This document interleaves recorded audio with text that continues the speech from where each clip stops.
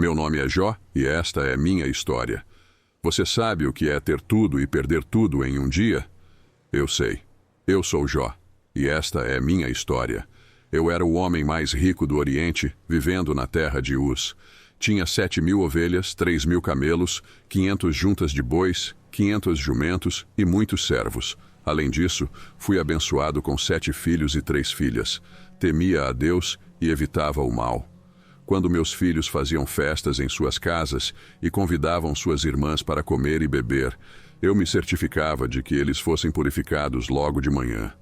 Oferecia um sacrifício queimado por cada um deles, pensando que talvez tivessem pecado e amaldiçoado a Deus em seus corações.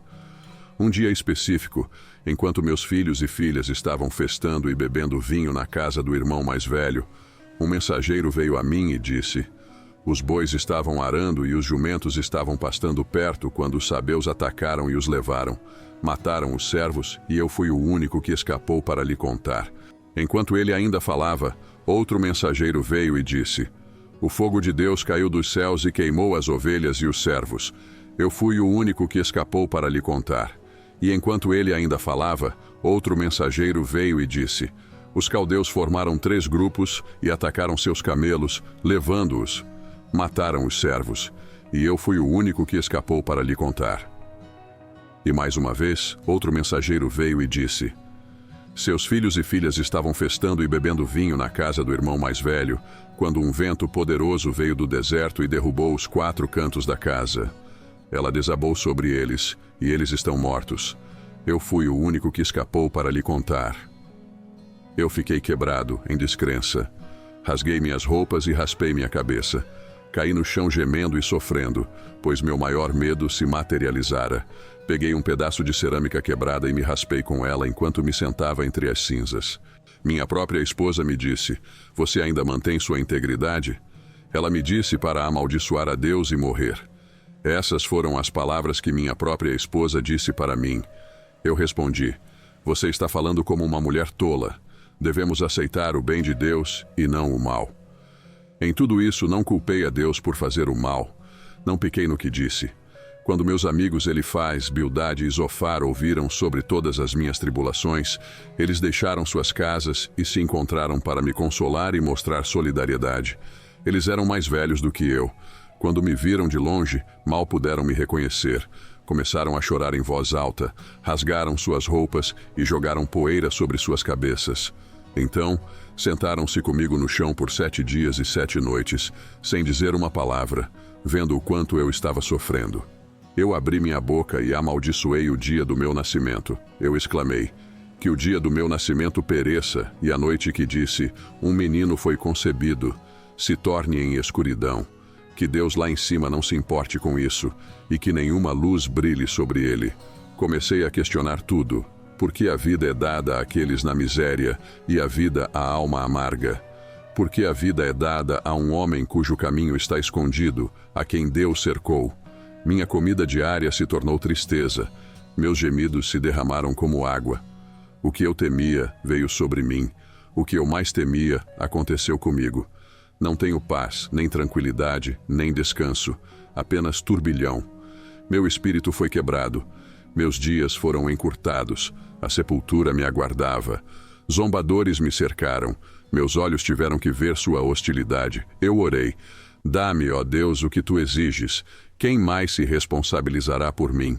Meus olhos se tornaram embaçados de tristeza.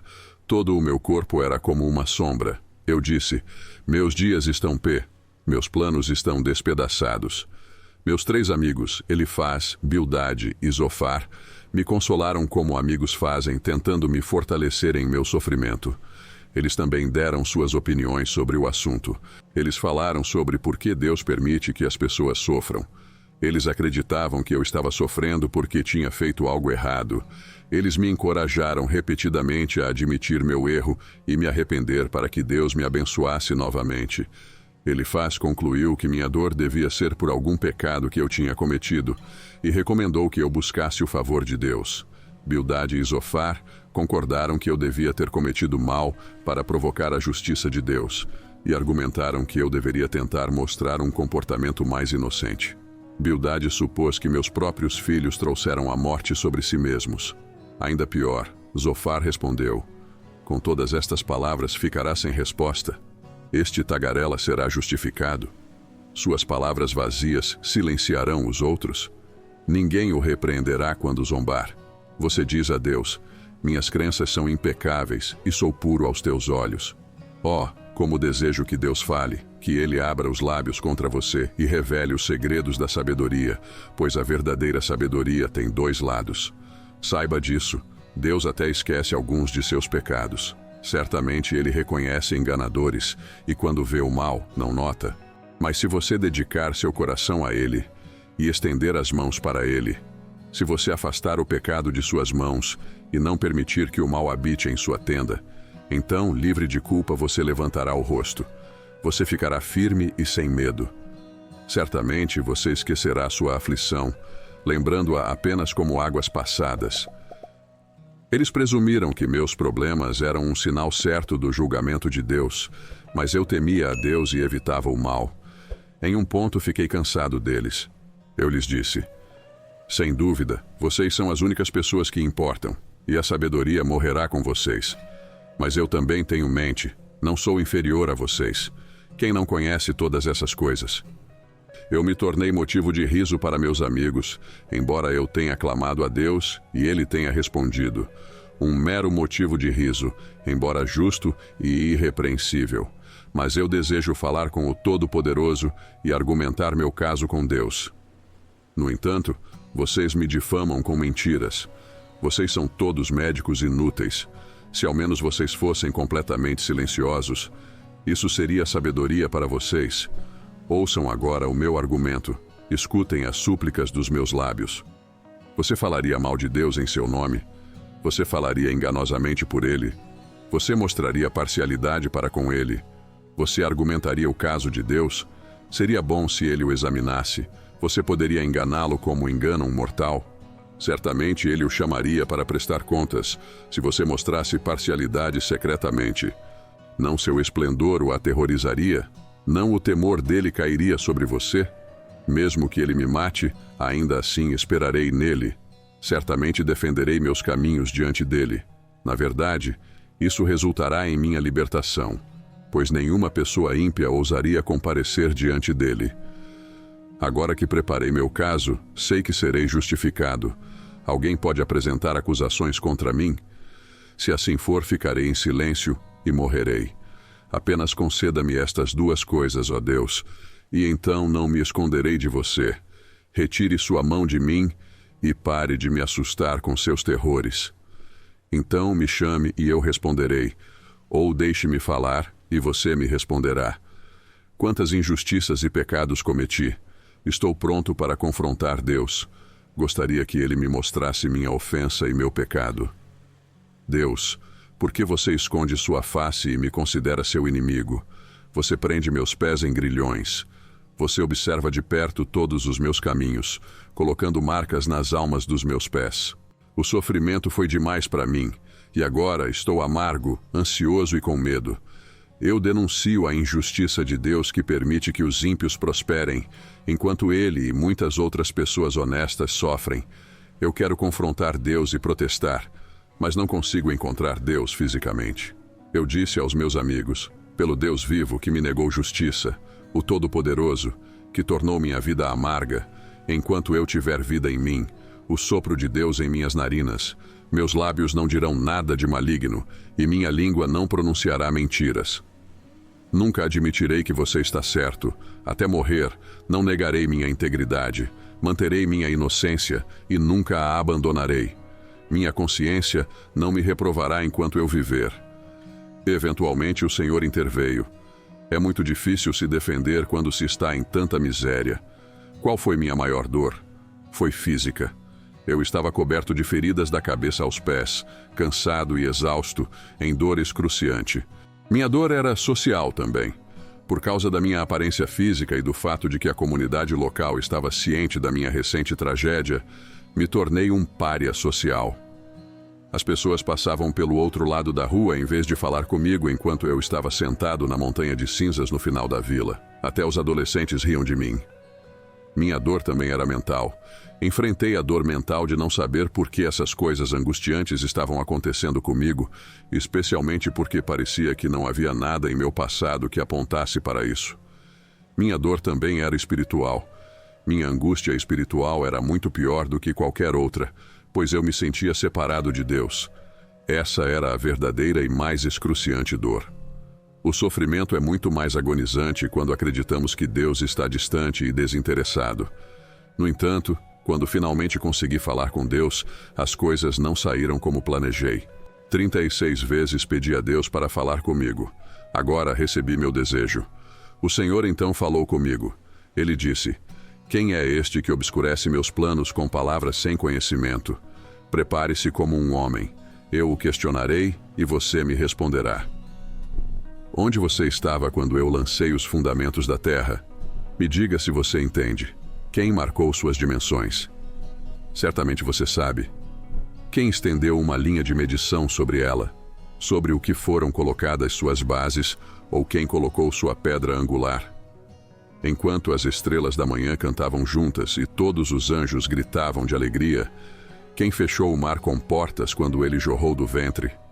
Quem fez das nuvens sua vestimenta e as envolveu em escuridão espessa? Quem fixou seus limites e estabeleceu portas e trancas para ele? Eu disse: até aqui você pode vir, e não mais além.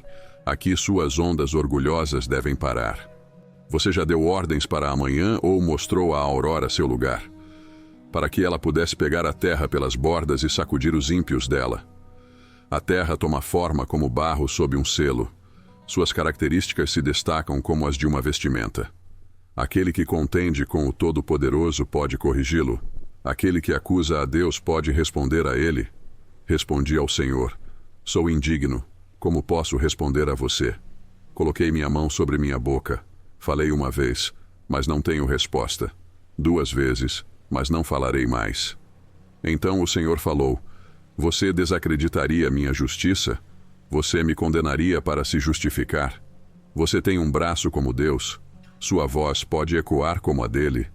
Adorne-se então com glória e esplendor. Revista-se de honra e majestade. Liberte a fúria de sua ira. Olhe para todos os orgulhosos e os humilhe. Olhe para todos os orgulhosos e os humilhe. Esmague os ímpios onde estiverem. Enterre-os todos no pó juntos. Envolve os rostos deles na sepultura. Então eu mesmo admitirei para você que sua própria mão direita pode salvá-lo. Olhe para o Behemoth, que eu fiz junto com você, e que se alimenta de grama como um boi. Que força tem em seus lombos, que poder nos músculos de seu ventre. Sua cauda balança como um cedro. Os nervos de suas coxas são firmemente unidos. Seus ossos são tubos de bronze, seus membros são como varas de ferro. Ele é o primeiro entre as obras de Deus, ainda que seu Criador possa se aproximar dele com sua espada. As colinas lhe trazem seu produto, e todos os animais selvagens brincam por perto. Sob as plantas de lótus ele está escondido, entre os juncos do pântano. Os lótuses o escondem em sua sombra. Os álamos do ribeiro o cercam. Um rio pode se agitar, mas ele não se alarmará. Ele está seguro, mesmo que o Jordão deva aumentar contra sua boca. Alguém pode capturá-lo pelos olhos ou prendê-lo e furar seu nariz. Caí no chão e disse: sei que você pode fazer todas as coisas, nenhum propósito seu pode ser frustrado. Você perguntou: quem é este que obscurece meus planos sem conhecimento? Certamente falei de coisas que não entendia, coisas maravilhosas demais para mim saber. Você disse: agora meus ouvidos ouviram falar de você, mas agora meus olhos te viram. Portanto, desprezo-me e me arrependo em pó e cinzas. O Senhor instruiu meus amigos a oferecer um sacrifício queimado e a orar por eles, pois estava irritado com eles, porque não haviam falado a verdade sobre ele. 2 vezes Deus falou comigo em meio a uma tempestade. Deus me lembrou que Ele é o Criador de tudo. Deus revisou sua incrível atividade de criar e sustentar o mundo, perguntando se eu poderia igualar aquele trabalho. O Senhor concluiu perguntando se eu estava em posição de julgar, dizendo que é presunçoso acreditar que Ele deveria se explicar para mim. Eu me senti muito pequeno como servo de Deus. Eu fui justificado. Meus 3 amigos, por outro lado, foram severamente punidos por Deus. O Senhor disse que eles não falaram com precisão sobre mim. O aspecto notável das 2 conversas de Deus comigo é que ele ainda não respondeu às minhas perguntas. Orei por meus amigos, e o Senhor restaurou minha fortuna, dando-me o dobro do que eu tinha antes. Todos os meus irmãos e irmãs, e todos os que me conheciam antes, vieram e comeram comigo em minha casa. Eles me confortaram e consolaram, e cada um me deu um pedaço de prata e um anel de ouro. O Senhor abençoou a parte posterior da minha vida mais do que a primeira. Tinha 14.000 ovelhas, 6.000 camelos, 1.000 juntas de bois e 1.000 jumentos. Espero que você tenha aprendido sobre esta história. Que Deus abençoe sua vida. Se você ainda não aceitou Jesus como seu Salvador, ainda há tempo. Deixe sua opinião nos comentários e lembre-se de respeitar as opiniões dos outros. Se você gostou do vídeo, não se esqueça de curtir e se inscrever no canal.